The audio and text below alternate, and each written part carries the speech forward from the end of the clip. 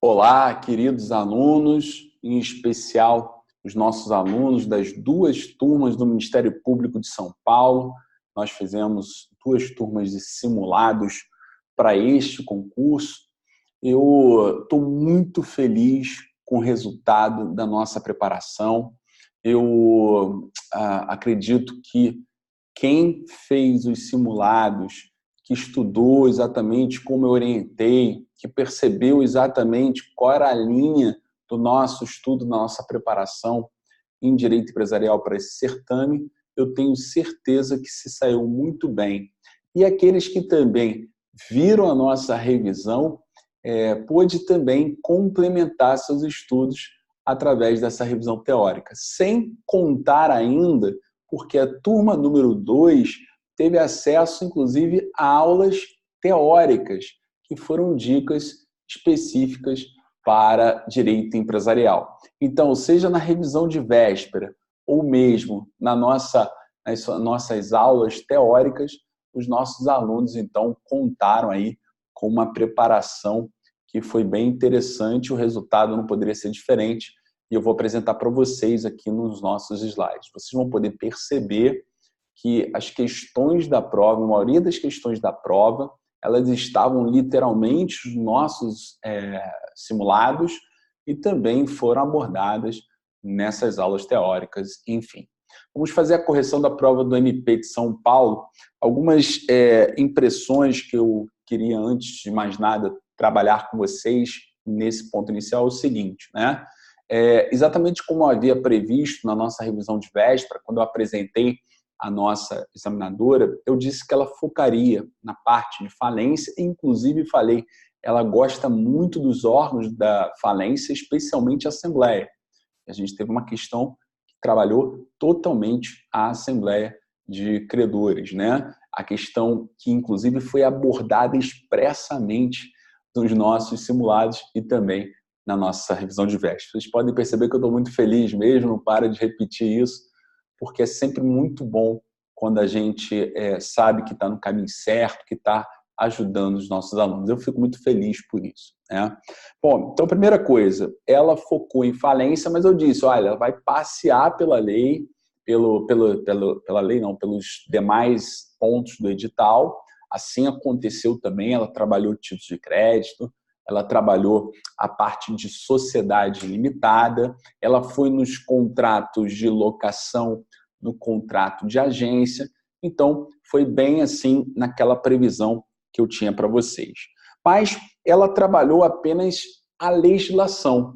Só tem uma questão conceitual, que é a respeito de endosso, mas ela trabalhou a legislação seca, né? Então, muitas das nossas questões trabalham muito mais a legislação seca do que a jurisprudência. A gente, na nossa preparação, a gente não deixa de fazer questões conceituais e também questões de jurisprudência, né? Abordando súmula ou posição recente do STJ. Ela não fez isso. Ela preferiu trabalhar a legislação seca, né? Mas vocês estavam preparados para isso. Eu observei, então, que não caiu jurisprudência nem súmula. Observei ainda que duas questões abordaram a Lei 11.101 de 2005, quer dizer, 50% da nossa prova. Não caiu sociedade anônima, o que para mim realmente foi uma surpresa. Eu achei que poderia ser cobrada SA para os senhores. Teve uma questão de limitada, praticamente toda a questão é de sociedade limitada, né? Aquela última de 69, né? E não caiu os contratos especiais de empresarial, né? Caiu o contrato de locação empresarial, caiu a agência, mas os contratos empresariais tradicionais, eles não foram abordados. Eu também estranhei o fato de não cair pelo menos uma questão envolvendo contratos empresariais específicos, né? Não caiu também propriedade industrial. O edital é muito grande, né? A gente estava preparada para tudo isso e outras questões, né? Eu preparei vocês até com títulos agroindustriais, letra financeira, enfim, nós fizemos muitas coisas, né? Concorrência, que geralmente também cai, não caiu. Mas a gente, na nossa preparação, a gente faz, né, o mais amplo possível para a gente chegar na hora da prova mais seguro, né? Bom, então essas foram impressões que eu tive inicialmente da prova.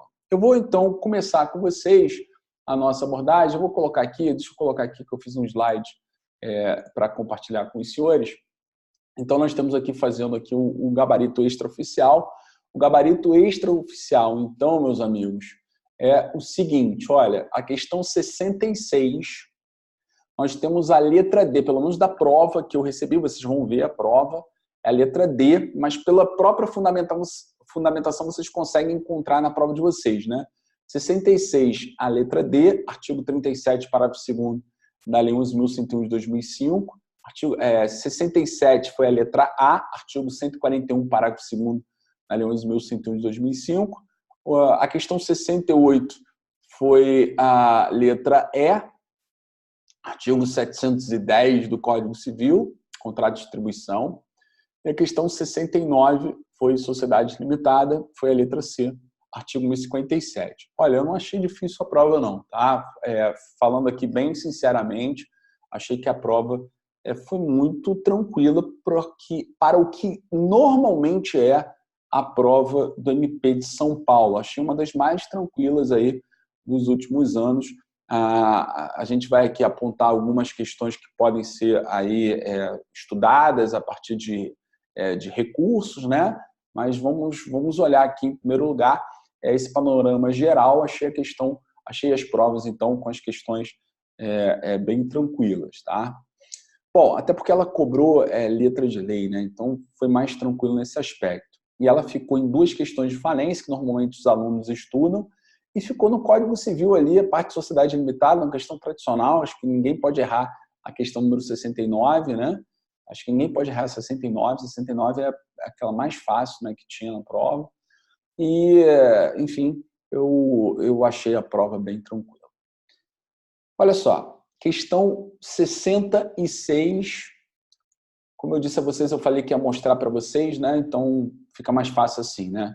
Questão 66, a letra D de dado. Então, na questão 66, no que diz respeito à Assembleia Geral de Credores, é correto afirmar que, letra A Assembleia Geral será composta pelas seguintes classes de credores. 1. Titulares de crédito derivados da legislação do trabalho. 2. Titulares de crédito com garantia real. 3. Titulares de crédito quirografários com privilégio especial subordinados. 4. Titulares de crédito enquadrados como microempresa ou empresa de pequeno porte. Bom, então a gente tem aqui, notadamente ali no inciso 1º, né, a gente percebe que está faltando acidente do trabalho, e no inciso 3º ali está faltando privilégio geral. Então não é a letra A. Letra B. A Assembleia de Credores será presidida pelo juiz que designará um secretário entre os credores presentes. Pois bem, a letra, aliás, só para falar aqui, a questão A está errada, como eu já apontei, mas é o artigo 41, inciso 1 e inciso 3º, que vocês devem observar. A questão B, a letra B, né? A Assembleia de Credores será presidida pelo administrador judicial. Eu falei exatamente isso na revisão de véspera, apontei isso nos nossos simulados. Então, a Assembleia ela será convocada pelo juiz, porém presidida pelo administrador judicial. Ele só não preside se for para afastá-lo, né? Se ele estiver conflitado, ele tem conflito de interesse, então ele não vai presidir, aí será um credor.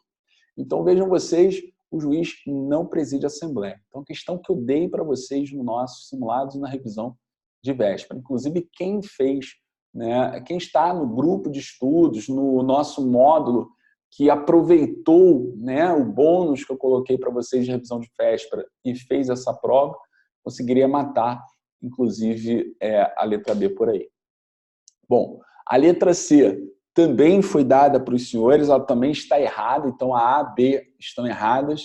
A B, artigo 37, né, presidida pelo administrador judicial, é o artigo 37. Ali, observa ali, portanto, esse cenário. A letra C está errada, o voto do credor será sempre proporcional ao valor do seu crédito para deliberar sobre a aprovação do plano de recuperação judicial. Cara, muito igual às questões que eu trouxe para vocês. O voto do credor será sempre proporcional? Não, meus amigos. Até porque no 45, parágrafo 2º, a gente tem credores que votam por cabeça. O credor trabalhista, por exemplo, ele vota para aprovação do plano por cabeça. Falei isso também na nossa revisão. A letra D, a Assembleia Geral instalar-se-á em primeira convocação com a presença de credores titulares de mais da metade dos créditos de cada classe, computados pelo valor, e em segunda convocação com qualquer número. Então, é o 37, parágrafo 2º, esse é o gabarito, a letra D. E a letra E, para aprovação do plano de recuperação judicial, é necessária a aprovação de credores que representem mais da metade do valor total dos créditos presentes na Assembleia em cada uma das instâncias. Não está errada, porque a aprovação do plano, como eu disse a vocês, está, por exemplo, no 45, parágrafo 2º, nós temos, portanto, ali a aprovação pela maioria simples, né, por cabeça dos credores trabalhistas e microempresários, empresários de pequeno porte. E, então, no 45, parágrafo 1º, a gente tem uma aprovação também diferente, que tem um duplo quórum, né? Além dessa maioria simples, eu tenho que ter a aprovação de mais de metade dos créditos pertinentes às classes que estão ali indicadas no 45, parágrafo 1º, né? Então, cuidado, porque a gente tem aqui, portanto, um cenário diferente, né? Um cenário diferente do que está na letra E. Então, o gabarito é a letra D de dado. Passando para a questão 67, na alienação ordinária de bens ocorrida no processo falimentar, observa-se que, letra A, então a letra A, ela diz assim, empregados do devedor contratados pelo arrematante serão admitidos mediante novos contratos de trabalho e o arrematante não responde por obrigações decorrentes do contrato anterior. É a literalidade do artigo 141, parágrafo 2º, então a letra A está correta. A letra B, as modalidades de venda ordinária previstas na Lei 11.101 de 2005 são leilão por lances orais, propostas fechadas e pregão, sendo este último composto por uma única fase que se inicia com lances no mínimo 20% maiores que o valor da avaliação do bem. Não, isso não está correto, especialmente essa questão que envolve como funciona o pregão. Eu falei sobre as modalidades, né, de venda, né, de bens na falência, inclusive no simulado e na revisão de véspera, e a gente tem que observar que aqui o pregão ele é composto de duas fases, né? Na primeira fase nós temos propostas fechadas e na segunda fase a gente terá o vencedor dessa proposta fechada e todos aqueles outros que apresentarem uma proposta que seja de pelo menos, no mínimo, 90% do valor que foi considerado vencedor na primeira fase. Então, são duas fases aqui, e a segunda fase vai ser de lances orais, tá certo? Primeira fase, propostas fechadas, segunda fase, lances orais, é assim que funciona o pregão. Bom, e a letra C, meus amigos, a letra C a gente tratou dessa questão em vários simulados, né? Então, olha aqui, ó, a presença do parquê é dispensável em qualquer modalidade de venda de bens na falência. Bom, aqui a gente tem um ponto, meus amigos. Olha, eu tenho certeza que o gabarito é a letra A, 67, letra A. Não tenho a menor dúvida quanto a isso, que corresponde exatamente ao 141, parágrafo 2º. Agora, a examinadora aqui foi infeliz na redação da letra C, porque o 142, parágrafo 7º, ele, na verdade, ele determina ali a intimação do MP. Na verdade, o que nós temos no 142, parágrafo 7º, é uma determinação obrigatória de intimação do Ministério Público. Estou falando isso para vocês porque eu faço isso. Sou promotor de justiça, já trabalhei inúmeras vezes na promotoria de massas falidas. Eu posso te assegurar perfeitamente de que a nulidade acontece quando eu não sou intimado. Quando eu não sou intimado. Agora, se eu sou intimado e se eu não compareço, se eu não estou presente, não tem problema nenhum. O dispositivo não diz que é indispensável a presença. Então, a presença do parquê é dispensável em qualquer modalidade de venda dos bens da falência. É dispensável. Aqui houve uma infelicidade da examinadora, porque, na verdade, ela confundiu as coisas. Uma coisa é o que diz o 142, parágrafo 7º. O que ele diz? Que a intimação do devedor, do Ministério Público, é que tem que ser feita sob pena de nulidade, intimação pessoal. É o único dispositivo da lei de falência que fala isso. Agora, ele não diz que a minha presença como promotor de justiça é indispensável. Ele não está dizendo isso. Se eu fui intimado e não compareci, problema é do Ministério Público. Vai ser feita alienação. Então, tá essa letra C aí, eu sei que ele quer, a examinadora quer a letra A, eu não tenho a menor dúvida, mas presta atenção. Quem está interessado num recurso aí tem que dizer que essa letra C, ela, na verdade, está certa. A presença do parquet, que é do Ministério Público, né? Ela não devia nem utilizar essa expressão parquet, né? Devia utilizar a expressão Ministério Público, presença do Ministério Público, né? Um parquet muito informal, não deveria ser usada numa prova, né? Mas, enfim, a presença do parquet, do Ministério Público, é dispensável em qualquer modalidade de venda dos bens da falência? Sim. O que é indispensável? A sua intimação. E você vai encontrar a jurisprudência do STJ nesse sentido. Então, tem que tomar cuidado aí. Quem quiser fazer um recurso, sinceramente, conhecendo o Ministério Público de São Paulo, que é difícil conseguir uma anulação lá, a letra C, você pode aí buscar um recurso apontando esse cenário. E a letra D? O sócio da sociedade falida pode arrematar bens no processo falimentar. Ele pode. Isso está certo, até aí pode. E os referidos bens estarão livres de quaisquer ônus não ocorrendo sucessão tributária. Aí é que está errado. Embora ele possa arrematar, haverá sucessão, porque o artigo 141, parágrafo 1º, inciso 1º, diz que não se aplica aquela habilidade sucessória quando for o sócio arrematando. E a letra E, o objeto da alienação estará livre de qualquer ônus e haverá sucessão. Aí, isso aí estava muito fácil, né? Estava dado, não haverá sucessão, né? É o 141, inciso 2º da Lei de Falências, que inclusive a gente falou também, né? Então, 67, letra A, com possibilidade de recurso para nulidade, porque a letra C está correta, né? Ela redigiu mal aqui, ela foi infeliz. Eu sei que ela quis trabalhar o 142, parágrafo 7º, mas ela foi infeliz e tem diferença sim, tá? Então, cuidado aí. 68, a questão número 68, gabarito é a letra E, né?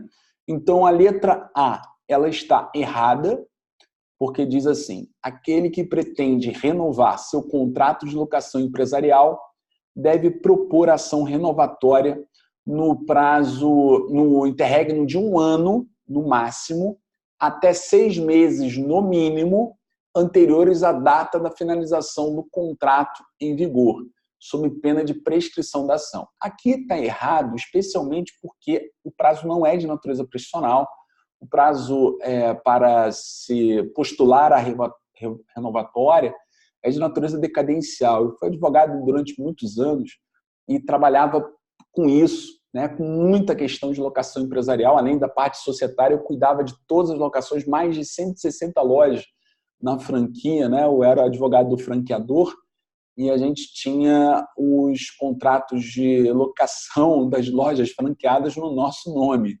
Então, a gente tinha que ficar controlando. Eu me lembro, e quem já foi meu aluno já deve ter me visto falar sobre isso, né? Ouvido, pelo menos, né? Que eu tinha insônias, né? Às vezes acordava, lembro, caraca, perdi o prazo da renovatória. O prazo é decadencial, então a gente tem que ir não pode, não se interrompe, né? Domingo, sábado, a gente vai para plantão noturno. Você vai lá para você não perder o prazo para distribuir essa ação, né? A gente ficava bem esperto quanto a isso. Bom, então a letra A está errada. Artigo 51, parágrafo 5º, prazo de natureza decadencial. Letra B. A duplicata mercantil é título de aceite obrigatório e somente poderá ser recusado em caso de desistência do negócio por parte do comprador no prazo de 15 dias após a entrega das mercadorias. Bom, na verdade, isso não é um motivo para se recusar o aceite da duplicata. O aceite da duplicata pode ser recusado? Pode, mas nos termos do artigo 8º. Então, por exemplo, porque há diferença da mercadoria entregue, ou porque ela está variada, ou a questão dos prazos de pagamento, mas não por esse motivo, só naquelas hipóteses do artigo 8º. E isso que está descrito na letra B não está em conformidade com nenhuma daqueles cenários do artigo 8º da Lei 54.74/68. A letra C, nós tratamos expressamente os nossos simulados, né? A letra C, e na revisão também, se o alienante não permanecer com bens suficientes para o pagamento dos credores, a eficácia do trespasse dependerá do pagamento dos credores ou do consentimento de todos eles de forma expressa.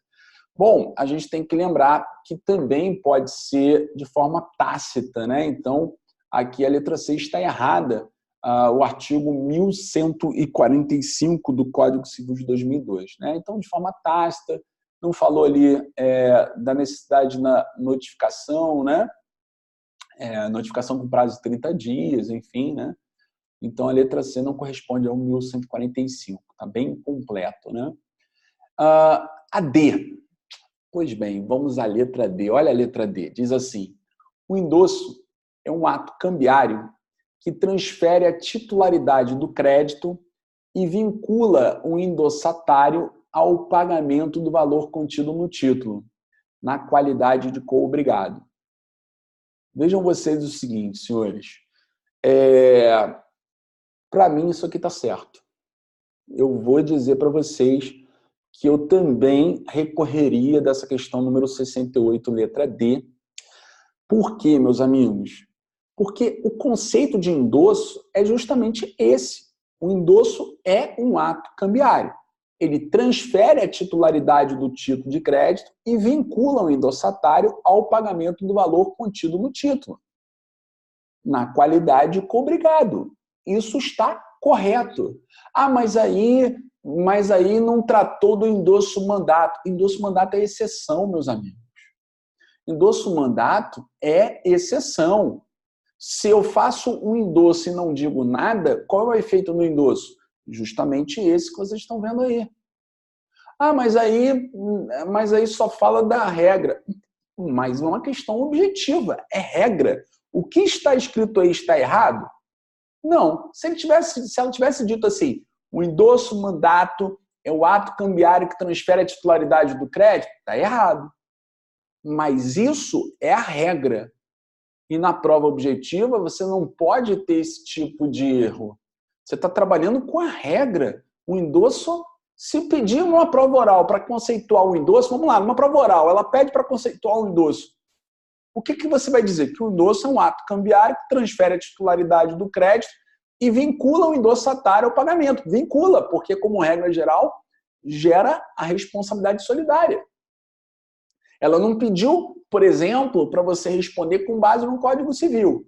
Se ela tivesse dito aqui, com base no Código Civil, aí o endosso não vincularia o endossatário como regra ao pagamento do título. Mas ela também não pediu, em nenhum momento ela fala, com base no Código Civil. Então, eu trabalho com a regra geral. A regra geral, o conceito de endosso é esse, a regra geral do endosso é exatamente essa. Tanto que o Código Civil, nessa parte do 914, que diz que não há responsabilidade solidária, né, no caso de endosso, nem é aplicável na prática, porque não tem um título que você possa vincular a esse artigo 914. Né? Não existe um título. Então, sinceramente, se a gente trabalha com regra geral, e regra geral é a LUG, né? A LUG é a regra geral, e ela não fez nenhuma remissão, ela deu um vacilo aqui também na letra D. Tá?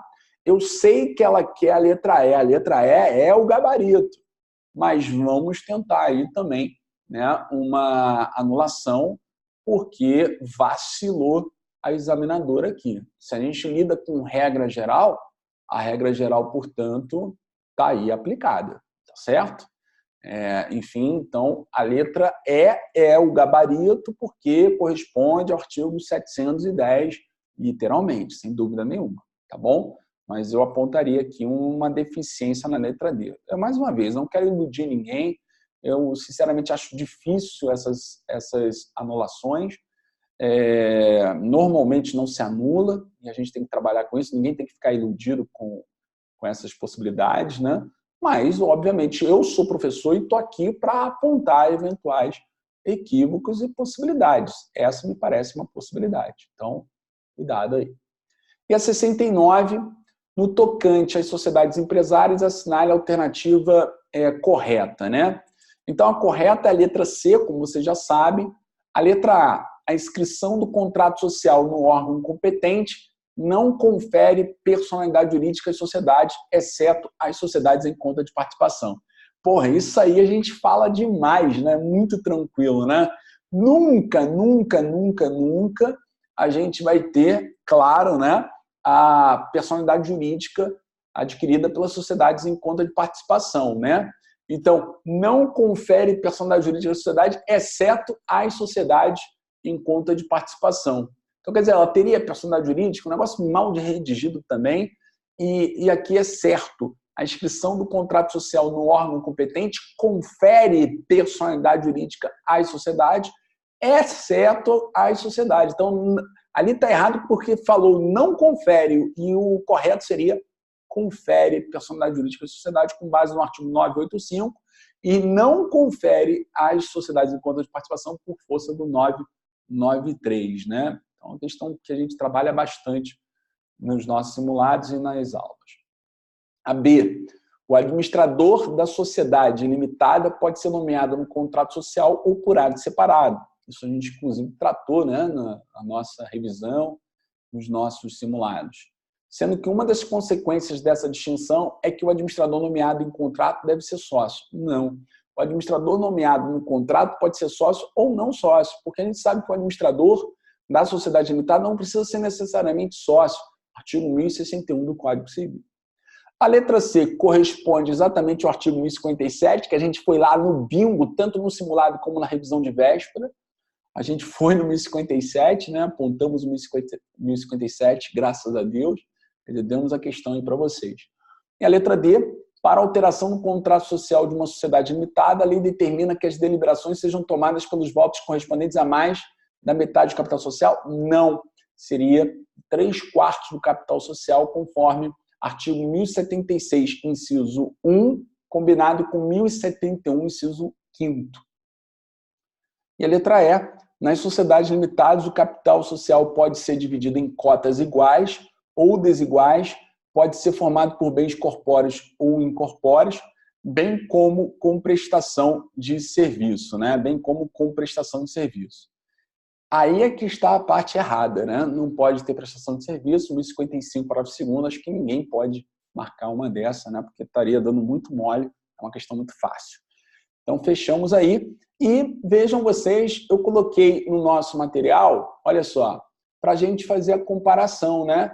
Então, você pode aí, ó, do lado, questão 66, eu coloquei aqui no nosso simulado, para você ver, né, como que a gente trabalhou essa questão nos simulados, né? Tá ali a correspondência, para vocês verem aí, né, como é que a gente realmente tem que ficar feliz. Então, por exemplo, já a questão 66, mais uma vez, ó, na questão 19 do simulado da turma 2, simulado número 5, né? Então, tá aí, ó. Ali na turma 1, simulado 4, questão 67, a gente tem uma correspondência ali na questão 18 do nosso simulado da turma 1, simulado da rodada 4. Na rodada 3 da turma 2, questão 9, tem correspondência com 67, letra C. Então, tudo aí, ó, como vocês podem perceber, eu coloquei para vocês darem uma olhada aí, comparar e ver que realmente tem resultado, que é importante fazer esses simulados para que vocês tenham um melhor resultado, né? Então, vocês estão podendo acompanhar aí, ó, várias questões nos nossos simulados aí aparecendo nas questões correspondentes aí ao lado. Também deixei para vocês aqui, ó, do nosso slide de revisão de véspera, o que nós tratamos e que acabou caindo na prova, né? O 1145, olha aí, ó, 1145 expressamente, né, a gente tratou dele aí, até ensinei para vocês aí de maneira mais didática. Falamos do 141, inciso segundo, que caiu na prova também. Falamos do 1056 da cota, que é indivisível. Falamos do 1057, olha aí, ó, expressamente o 1057 nós abordamos. Ó, quem pode ser administrador deve ser sócio. Aí a gente tratou daquela questão do 1061, da nomeação também falamos, né, como é feita a nomeação. Conceito de endosso a gente trouxe também, como vocês podem observar, falamos inclusive do endosso impróprio, né, do endosso próprio e do endosso impróprio. Falamos da liquidação, né, dos ativos do falido, que foi uma outra questão de prova. Cara, literalmente nós fechamos essa questão aí, né, com vocês, falamos das modalidades, tudo direitinho.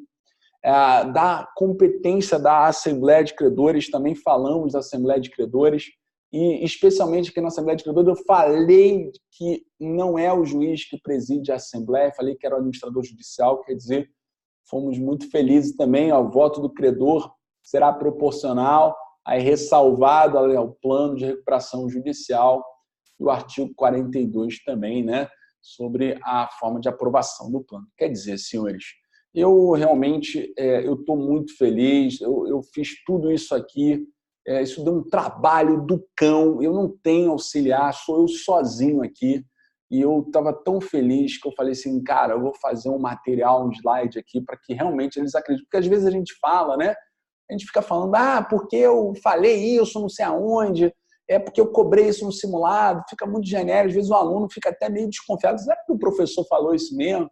Então, trouxe para vocês aqui, claro que isso é uma pequena amostra, né? Foi rápido aqui também, eu levei umas 2 horas para fazer isso, rapidamente eu fiz esse material, essa coletânea, mas é óbvio que com os estudos que vocês fazem, vocês acabam complementando, né, aquilo que a gente traz. Bom, meus amigos, eu espero que vocês tenham ficado, então, agora me dirigindo aos alunos das turmas 1 e 2 do Ministério Público de São Paulo. Eu espero, sinceramente, que vocês tenham ficado, então, satisfeitos com a nossa abordagem. Logicamente que esse professor aqui não é perfeito, somos seres humanos, nós erramos também. Eu peço desculpas se em algum momento, né, eu não consegui trazer aquilo que vocês esperavam, mas, sinceramente, eu sempre pretendo fazer o melhor para vocês, dentro das minhas limitações, é óbvio, e eu quero mais uma vez agradecer a confiança de todos vocês. Esse vídeo já está ficando muito longo, eu não quero mais tomar o tempo de vocês. Um grande abraço e até a próxima, meus amigos. Parabéns a todos os nossos alunos. Valeu!